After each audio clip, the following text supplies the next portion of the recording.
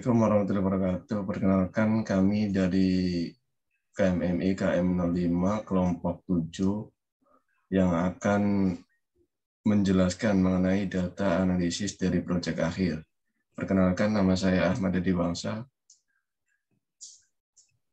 Saya Anazara Ismiatun. Di sini saya akan memaparkan beberapa materi sebelum melakukan processing data. Yang pertama adalah latar belakang. Kami menggunakan dataset COVID-19_tweet, di mana ini merupakan data Twitter yang berisi data mengenai COVID-19 yang ada di Indonesia. Di dalam dataset yang akan kami analisis ini, terdapat berbagai macam topik yang bisa kita ambil. Kelompok kami ini mengambil topik pandemi, karena di masa pandemi ini banyak merubah kehidupan seseorang. Tujuan dari analisis yang pertama untuk memahami tahapan-tahapan yang dilakukan untuk melakukan sebuah visualisasi data. Yang kedua, untuk menganalisis hasil visualisasi data yang telah dijalankan. Kemudian ada pertanyaan analisis. Yang pertama itu ada processing data, yaitu apa saja langkah-langkah yang harus dilakukan untuk melakukan processing data hingga ke visualisasinya. Yang kedua, mengenai visualisasi data. Bagaimana hasil visualisasi data yang telah dijalankan tersebut? Ini masuk ke RStudio, di mana ini ada beberapa library yang digunakan. Mungkin langsung bisa dijalankan.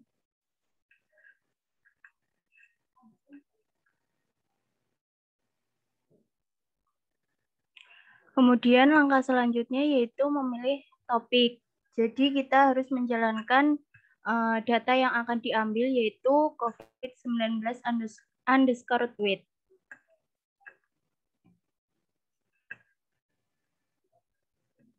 Mungkin ini harus menunggu terlebih dahulu karena ada tanda merah di bawah. Setelah itu, di sini diketahui bahwa data COVID-nya itu ada 125.577. Lanjut ke bagian nama objeknya itu Pandem dengan data COVID, di mana itu kami memilih select dengan teks, lalu ada filter itu menggunakan str_detik, di mana itu digunakan untuk memilih topik, yaitu kami memilih topik pandemi dengan menggunakan head sebesar 10.000 data. Tahap kedua yaitu menghilangkan objek bukan kata. Nah, di sini nama objeknya Pandem 1, di mana ini menghilangkan beberapa, ada emoji, HTML, hashtag, dan lain sebagainya. Dan di sini harus menunggu terlebih dahulu. Setelah itu masuk ke bagian tokenisasi, di mana ini tahap untuk merapikan data. Di sini kami menggunakan dua variabel yaitu source dan target. Mungkin bisa langsung dijalankan. Setelah itu masuk ke bagian memformalkan kata-kata alay. Di sini kami menggunakan kamus leksikon data, di mana kamus ini akan memformalkan kata-kata alay menjadi kata yang lebih formal. Terus untuk yang objek Pandem 3, di sini kami menggunakan sintak yang di mana sintak tersebut digunakan untuk mengubah kata yang tidak formal menjadi formal. Selanjutnya pada bagian filter stop word, di sini saya menggunakan language ID yang mana saya menggunakan bahasa Indonesia, akan tetapi di sini juga bisa menggunakan bahasa Inggris. Kita lihat katanya.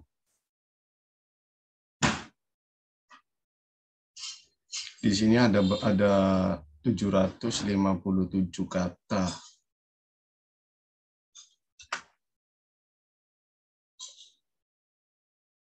Ada 758 kata pada stop word. Selanjutnya,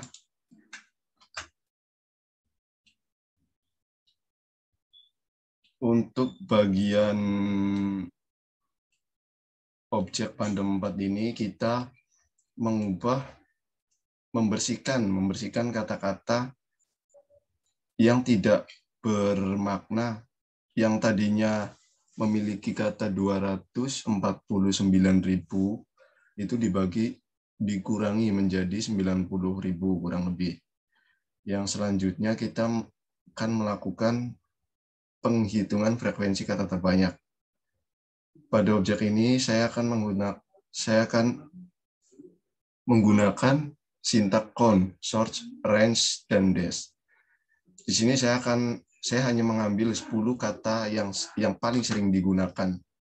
Sebetulnya pada bagian ini sampai bagian pandem 4 ini data sudah dibersihkan. Hanya saja pada bagian frekuensi kita hanya sekedar menghitung.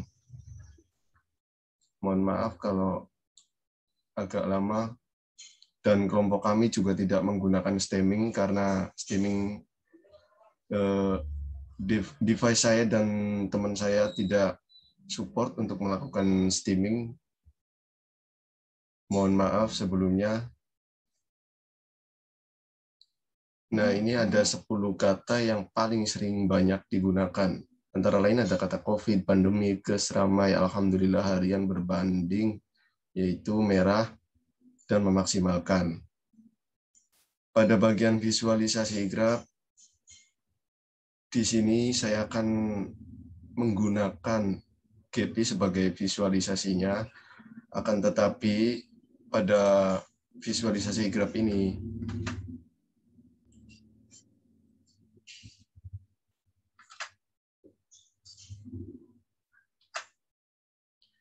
kita lihat pada objek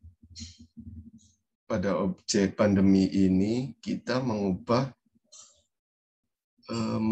suatu kata menjadi sebuah objek graf yang terarah. Kalau ini yang terarah ya. Langsung saja kita beralih ke GP. Nah, kita langsung masuk GP. Pada tahap visualisasi data, dan di sini saya menggunakan GP sebagai alat visualnya. GP tidak jauh lebih dengan RStudio karena di sini belum memiliki konteks sama sekali. Untuk menambah konteks, caranya cukup sederhana dengan kita menggunakan nodes.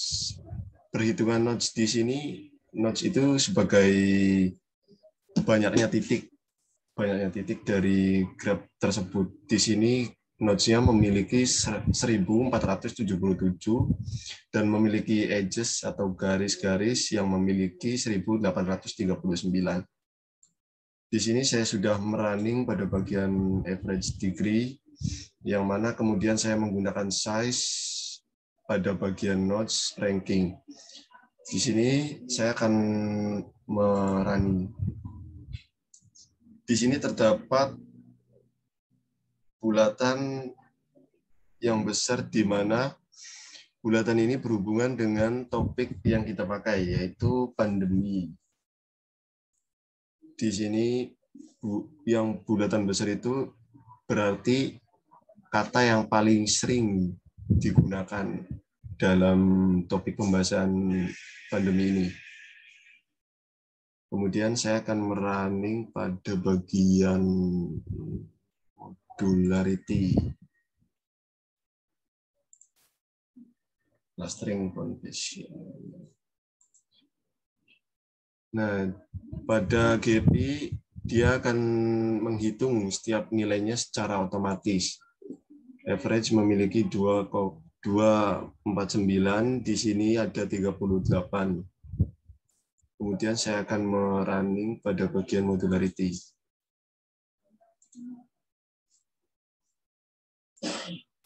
Agar lebih menarik, saya akan merubah warnanya. Nah,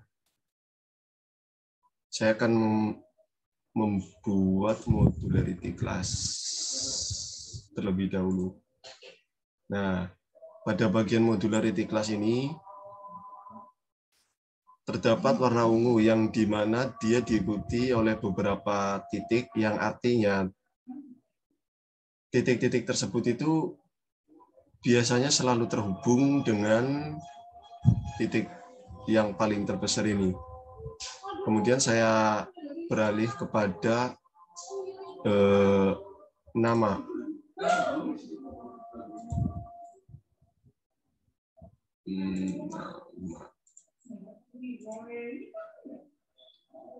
Nama ini di mana warna hijau berarti kata melewati yang sering banyak digunakan, berusaha,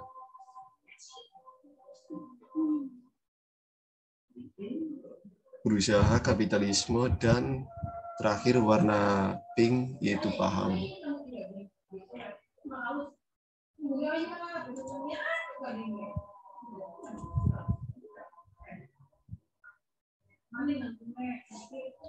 Di sini tidak lengkap seperti RStudio. Di sini hanya memiliki average degree, average weighted degree, network diameter, graph density, height, modularity, page rank, dan lain-lain.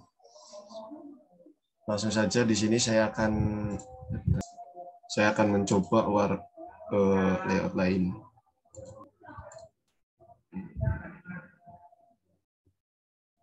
Bridgman Raymond.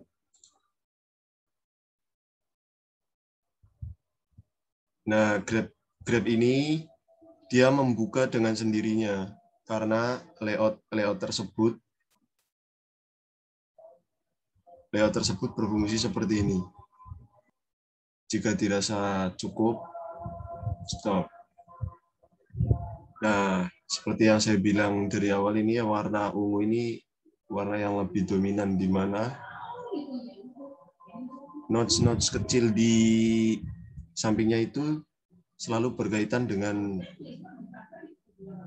nodes ungu ini. Kesimpulan yang bisa saya ambil dari data analis ini yaitu untuk penggunaan visualisasi lebih mudah digunakan melalui GP menurut saya. Akan tetapi jika menggunakan RStudio, device saya tidak support untuk melakukan visualisasi pada RStudio. Saya rasa cukup untuk presentasi proyek akhir, mohon maaf. Sebelumnya ada tambahan, Mbak? Cukup. Mohon maaf apabila saya dan teman saya masih memiliki banyak kekurangan. Di sini saya sama-sama belajar dan saya juga masih belum bisa. Apabila saya ada banyak salah kata, mohon maaf. Wabillahi taufiq wal hidayah. Assalamualaikum warahmatullahi wabarakatuh.